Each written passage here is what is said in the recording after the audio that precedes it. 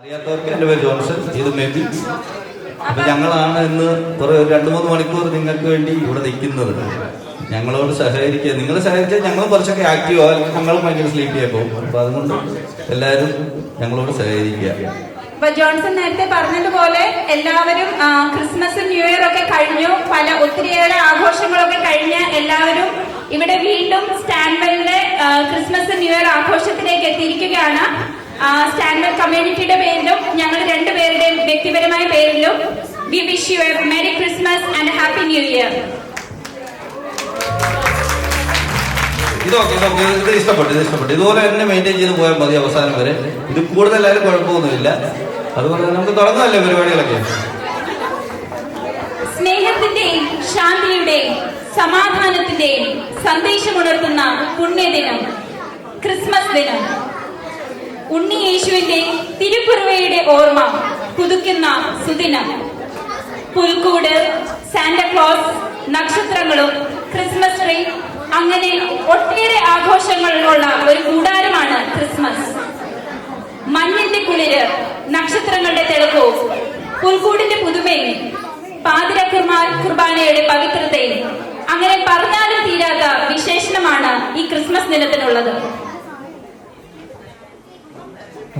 ഇതുപോലൊന്നും പറയാൻ എനിക്കറിയത്തില്ല. പക്ഷെ ഞാൻ പറയാൻ പോകുന്നത് ന്യൂ ഇയറിനെ കുറിച്ചാണ്. ഇതൊരു പുത്തം പ്രതീക്ഷകളാണ്.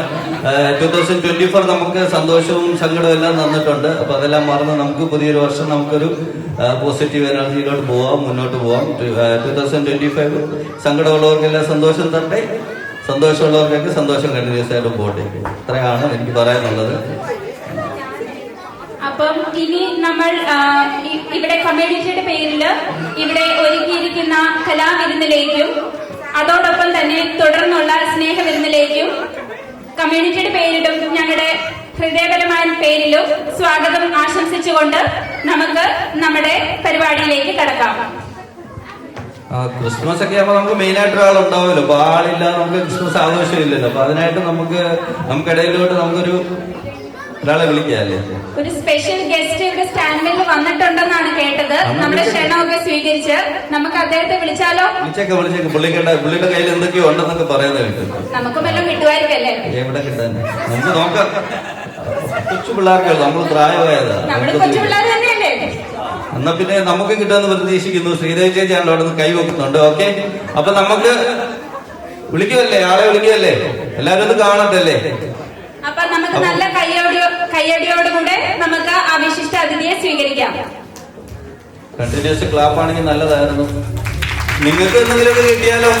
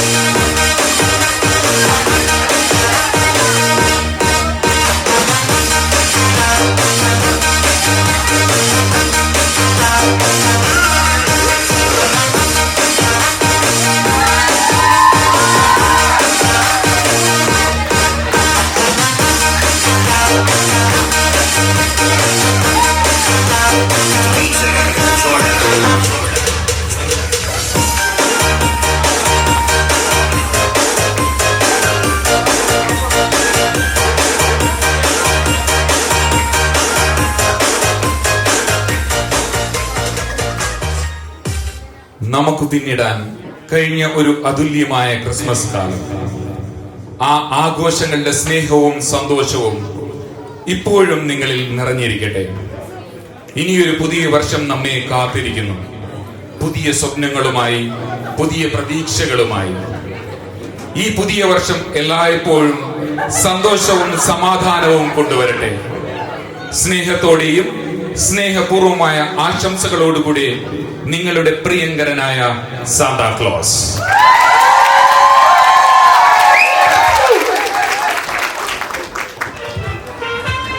നമുക്കൊരു സർപ്രൈസ് തന്നില്ല, അപ്പൊ നമ്മളൊരു സർപ്രൈസ് കൊടുക്കണ്ടേ?